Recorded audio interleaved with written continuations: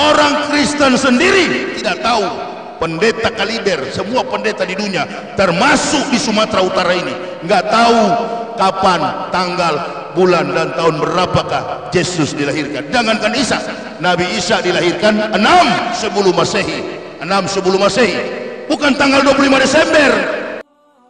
Sebelum lanjut, jangan lupa subscribe dulu channelnya dan nyalakan lonceng notifikasi agar tidak ketinggalan update video Islami terbaru dari channel Termometer Islam. Terima kasih sudah berkunjung. Semoga sehat selalu. Jadi nggak ada orang Manado itu Islam, kafirun. Kita juga bermarga. Nama marga saya itu Waloni. Nggak ada Waloni itu orang Islam, nggak ada. Nanti saya masuk Islam baru yang lain ikut-ikut.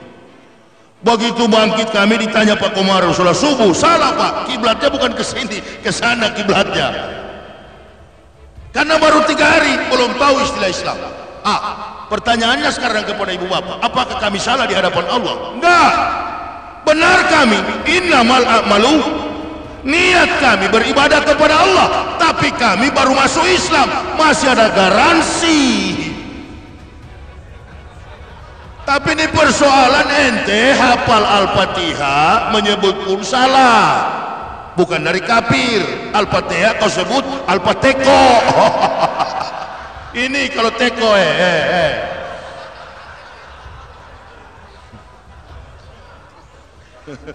Makanya beginilah kita, kayak mobil tadi bunyi terus kalau jalan, duk dak duk. Besok-besok resapel, ganti onderdil. Apa kami salah? Enggak salah. Ibu bapak yang tertawa, Allahu Akbar. Di hadapan Allah kami tak bersalah, justru kami benar. Yang salah itu tahu arah kiblat, tahu jumlah rakaat, hafal suratul Fatihah, as-salatu khairum minan naum. Padahal cuma dekat sekali masjid. Tapi Al-Falah enggak lah. Saya pernah 2 kali lewat sini, kalau sholat subuh sampai di pohon mangga di jamaah. Penuh sampai di bawah pohon mangga situ. Ini Masjid Al-Falah. Jadi di hadapan Allah enggak ada salah. Karena baru belajar, baru masuk Islam, terkungkung dalam kekafiran berpuluh-puluh tahun.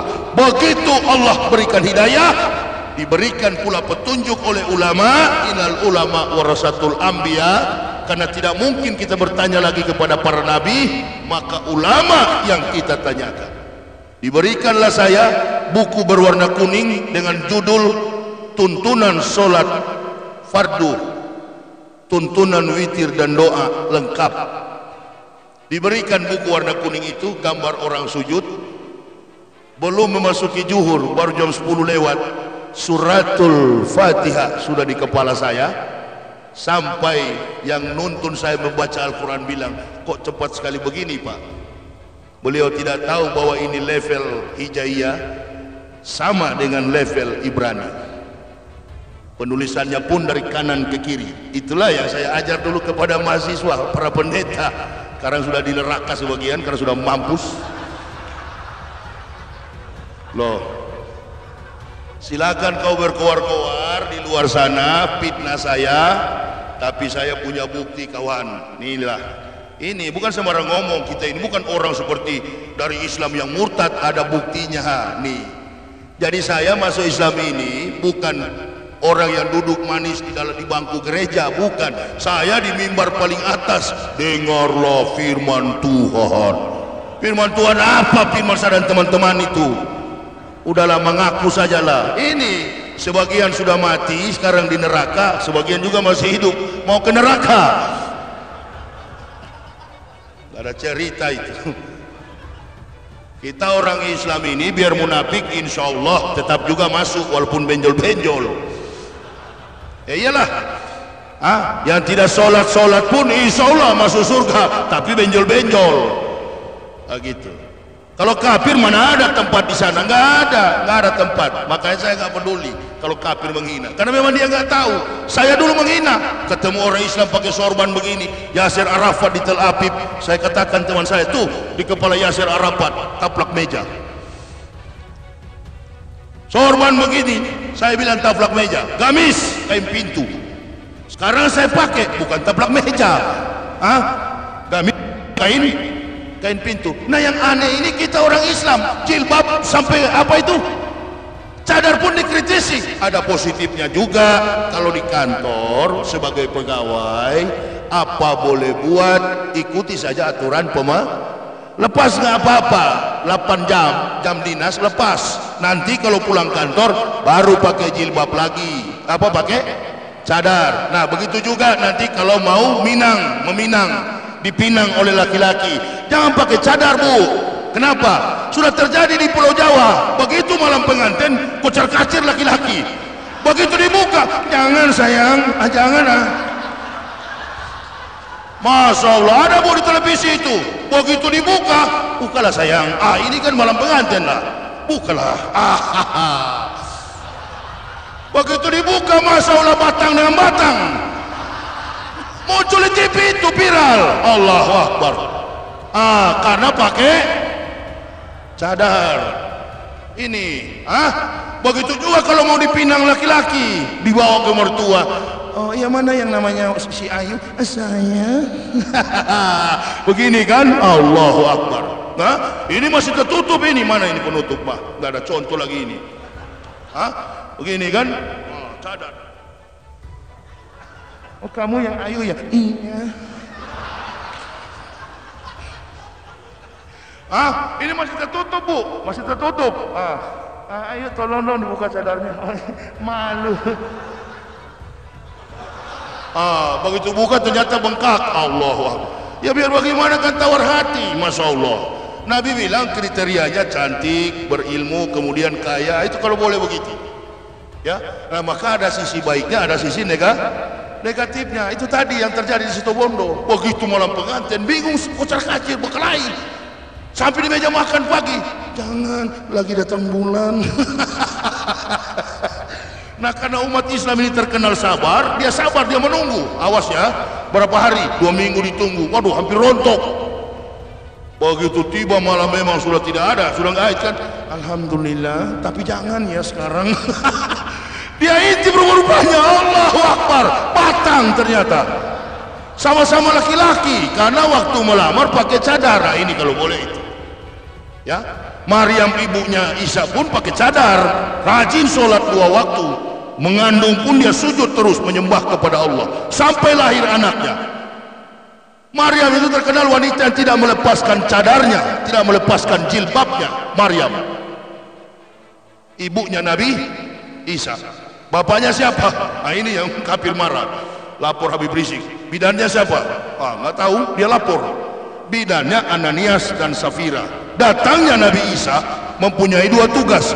Tugas yang pertama menyampaikan supaya Israel hidup sesuai jalan tauhid, dan kedua ingin menyampaikan mim badismuhu Ahmad, akan datang seorang rasul yang bernama Ahmad, Nabi kita Muhammad sallallahu alaihi wasallam.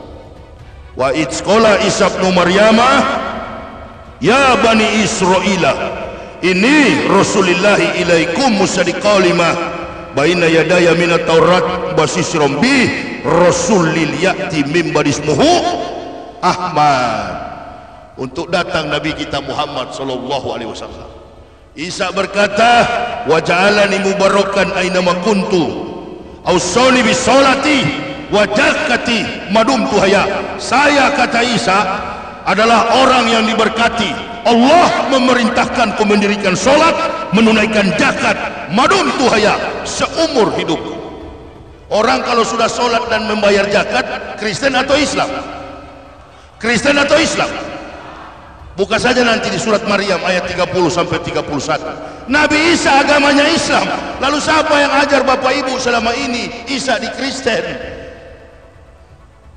Al-Quran sudah lama itu, Bu, bukan baru. Sudah lama Al-Quran menginformasikan siapa yang mengajarkan selama ini Isa di Kristen. Di sana bukan Isa, Yesus Kristus. Jangankan Nabi Isa, Yesus Kristus juga nggak ada yang tahu tanggal lahirnya. Ini kan mau mendekati apa tadi? Natal. Tadi saya potong rambut masuk di mall apa itu? Hermes atau apa itu? Saya mau potong rambut, saya mulai lihat ada pohon-pohon pernak-pernik, ya itulah, ingat saya dulu ini. Pohon terang, nostalgia. Jadi saya ini, nah supaya orang Kristen juga kalau dia dengar dia sadar dia masuk Islam. Ini pendeta yang mengatakan, seorang teolog Kristen terkemuka di dunia. Dia mengatakan sampai hari ini, Dr. Abineno mengatakan seorang teolog Kristen terkemuka, sampai hari ini kita tidak tahu secara pasti tanggal, bulan, dan tahun berapakah Yesus itu dilahirkan.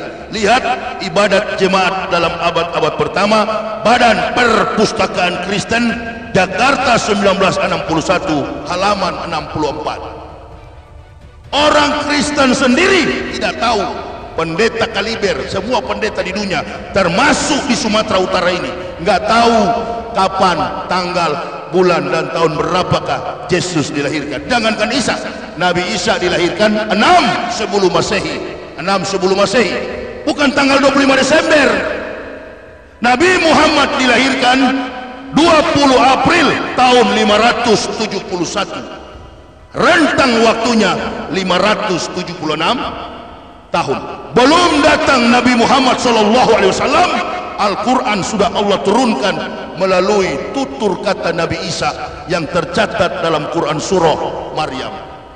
Inilah sejarah yang membuktikan kebenaran. Setiap kebenaran pasti mengandung sejarah, dan sejarah akan melahirkan teori, teori akan melahirkan ilmu pengetahuan.